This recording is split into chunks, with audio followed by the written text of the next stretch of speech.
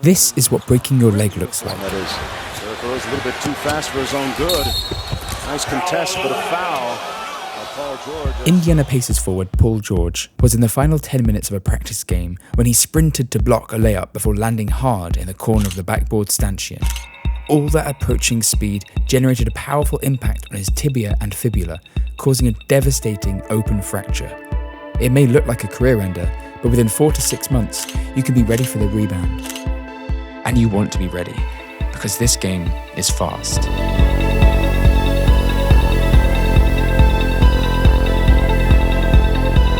Everything has to be one motion. Come down, show the ball. I finish high. With my elbow not bent or anything. Because the people who actually play make it look easy, people are like, oh yeah, I can play. It's like, no, you can't.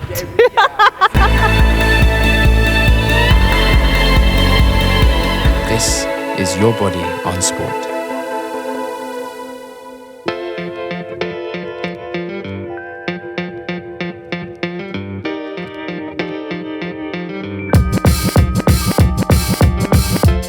Play basketball no matter how tall you are.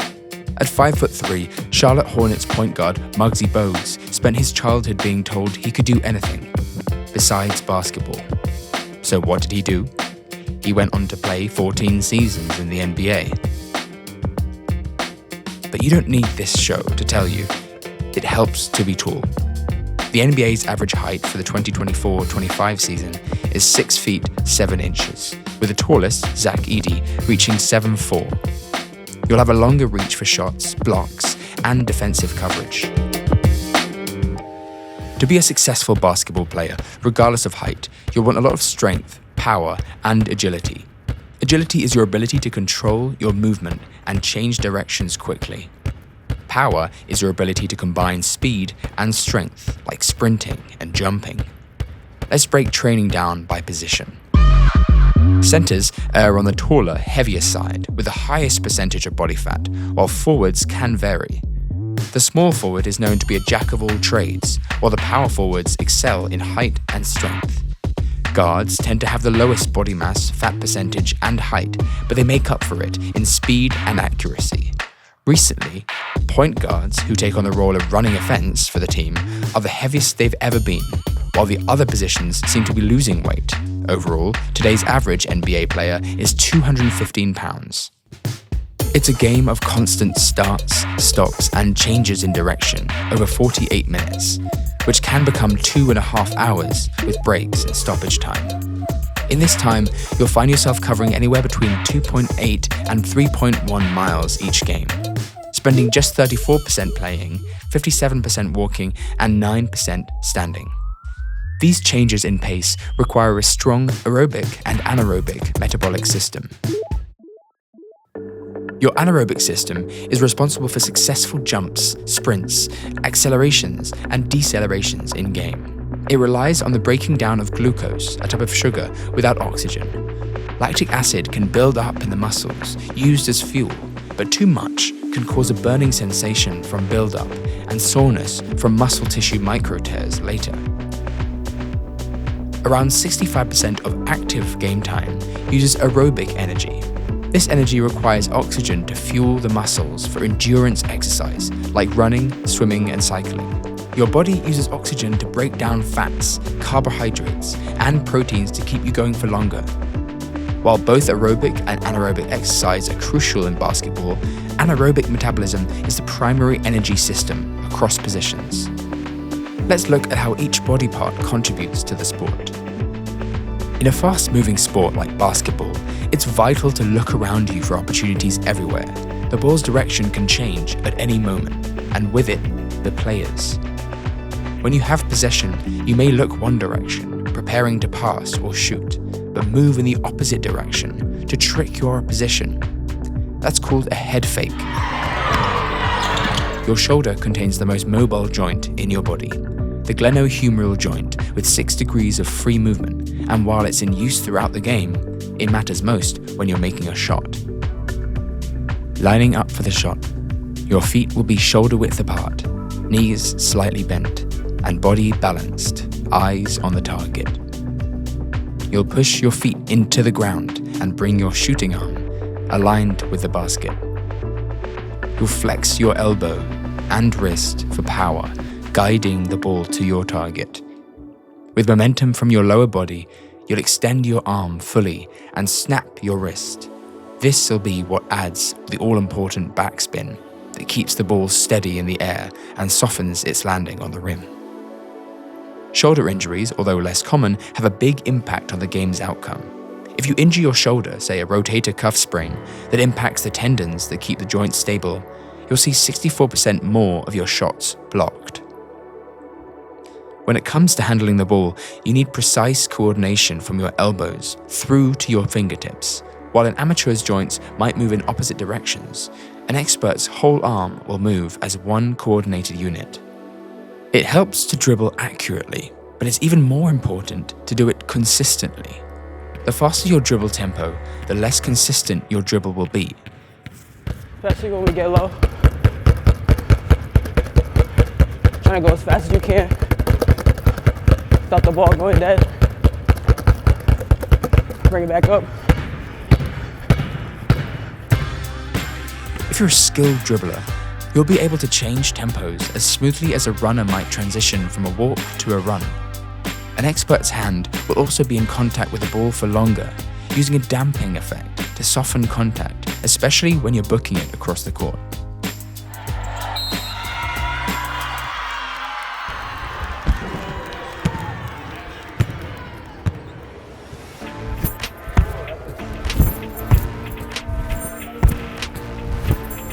Yeah, so you have Emma's a center, so she's going to be going against people who are tall. Okay, she's got to make sure that she can be in their face. She's got to make sure that she can guard them. And so, like I said, as you can see, I'm 5'4", and Emma is miles over me, jumping, and when she has her arms up, like it's a wrap. Like, how are they going to get around her? Woody Harrelson knows it all too well. Jumping is one of the most important skills you can have on the court. When you're jumping on a single leg, you're probably doing a layup. Unlike a standing jump, when you're blocking or taking a jump shot, layups usually have a running start toward the net, pushing off from one leg like the long jump or high jump. Studies show that a faster run to the net doesn't increase jump height, but it does increase your muscle activation and the force of your impact on the way down. You'll be powerful, but you'll be risking injury if you're not in control. In these jumps, the key is to transfer your horizontal velocity into vertical velocity.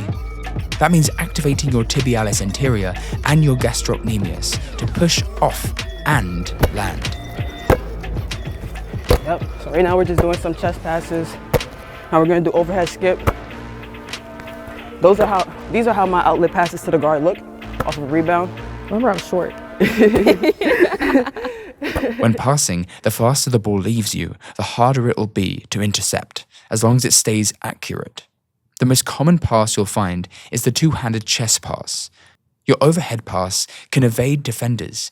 Just bring the ball behind your head, extend your arms forward, and use your back for force. Now, it's important when I do the overhead skip pass that I'm not just throwing it like this. I want to step into my pass to give it more force, more air, because then I can just get off balance if I'm not stepping into it. Do you want to show them a longer one? Yeah. Yeah. For example, let's say there's a rebound, I'm getting it. I'm looking at outlet, I'm stepping right into that pass.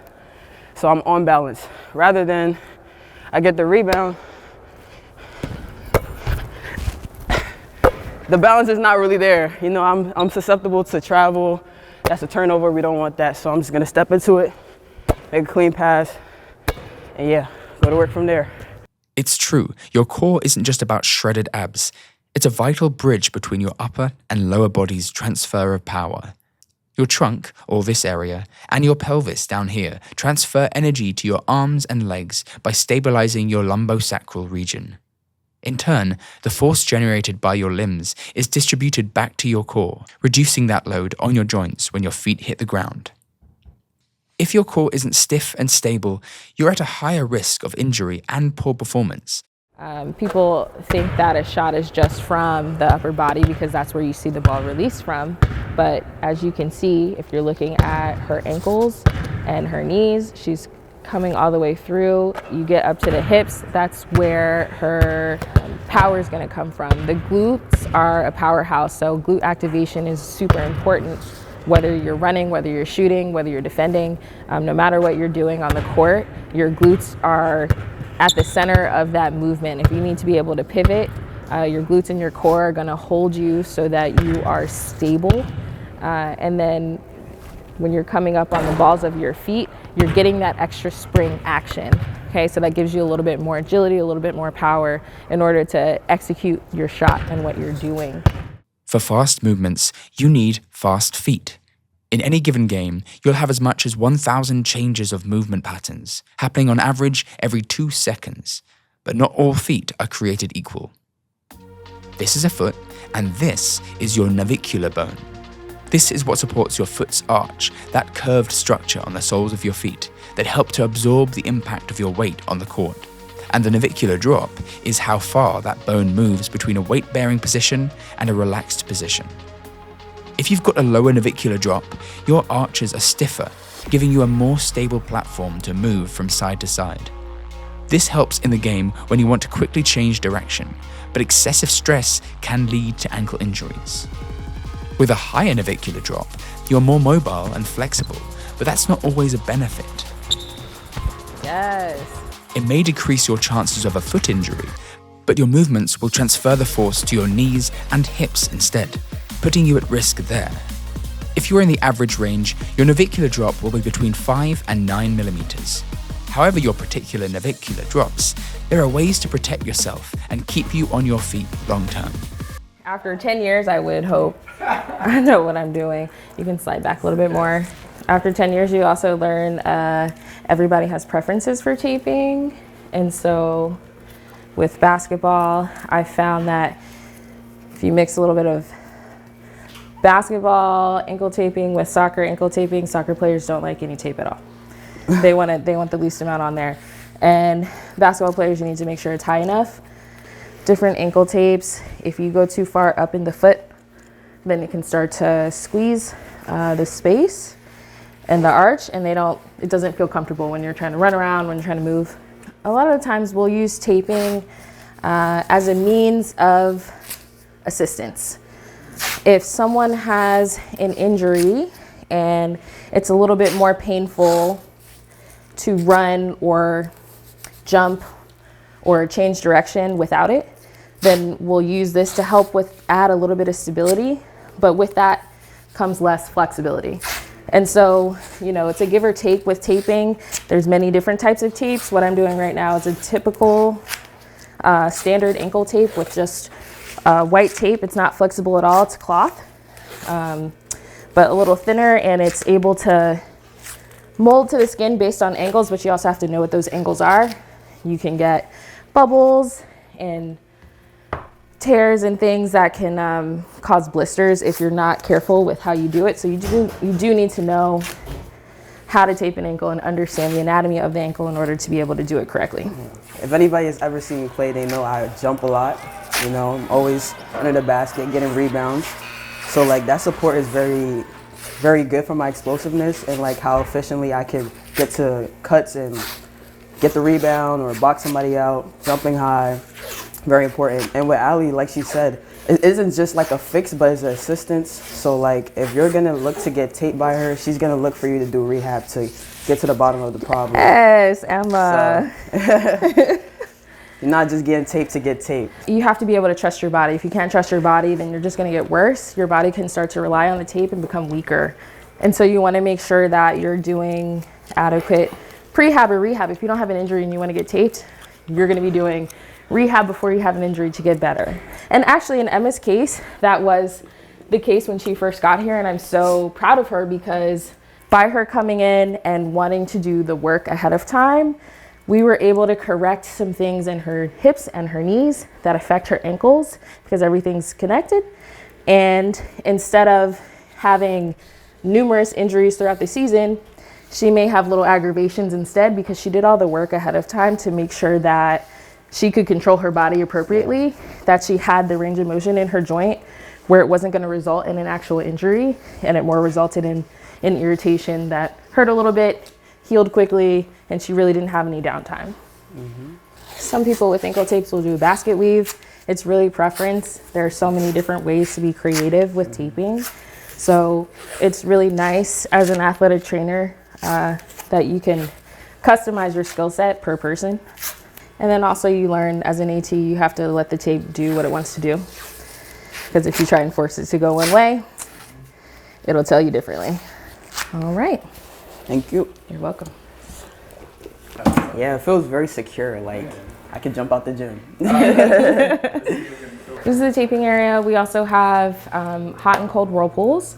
We have a treatment area and we have a rehab area. In our tiny space, we make do with what we have. Despite its non-contact policy, basketball still stands among the higher risk sports for injury. It's fast and aggressive, demanding constant movement in all directions. Basketball has between 6.3 and 12.9 injuries per 1,000 hours of playing, the most common of them occurring in the lower body. Knees and ankles face the most strain, with knees contributing to between 20% and 44% of all injuries, especially the dreaded anterior cruciate ligament tear. 17 to 33% of injuries happen in the ankles. If your foot lands poorly, maybe on another player's foot, after a rebound or a jump, you might suffer a lateral ankle sprain, something 25% of NBAers suffer every season. Even just overuse or repetitive microtrauma from so much stopping and starting can cause chronic pain like ankle impingement syndrome or Achilles tendinopathy. Previously, Emma has had some Achilles tendonitis issues, and a lot of her pain would present as sharp pain through here, stinging pain through here. They're sprinting. Basketball players are sprinters for sure. They may have a little bit of different form from a track and field sprinter, but they are sprinting up and down the court, similar to soccer. They're sprinting up and down the field. You're on the balls of your feet a lot. That puts pressure on your Achilles tendon because it's connected to your calf. Your calf is the one that's firing off, and obviously your whole body is connected, so it's in conjunction with that. But for Emma, she had a lot of pain coming through this Achilles, and what we found was we had to do a lot of work with her plantar fascia, which is also connected to your Achilles tendon through the foot. We're going to take a look at your ankle and see where your range of motion is now, comparative bilaterally. So I want you to relax your foot for me. Okay, I want you to bring your foot all the way up towards you. So what we're looking for here is that she has equal range of motion. This one's has a little less dorsiflexion. And so we want to make sure that there are no inconsistencies side to side, because when you have those inconsistencies, it puts you more at risk for recurrence of injury or first time injury. So I want you to point all the way down for me, curl your toes, that looks good. Come back up. All right, you're gonna bring your ankle out to reach me, leave your knees where they are. I just want you to bring your ankle out this way for me. Same on this side. Okay. Go ahead. Nice. Okay, bring this up a little bit more. And sometimes you just have to coach, all right, push, push, push, push, push. So one of the exercises that we would do if I found some inconsistencies in Emma's range of motion, we would do an example. So feet up towards you. Okay, I want you to push this one, try and reach my finger as much as you can. And so you get that little extra range of motion to try and make sure that she's getting even. Come down, we're gonna do 5 of these. Yep, that's good. Come back up. All the way up, all the way up, all the way up. Nice, all the way down. Again, come up, come up, come up, come up. There you go, good. Come back down. Good, up one more time. Come up, come up, come up, come up, and back down. Nice, all right, now I want you to try yourself. Bring it all the way up as far as you can.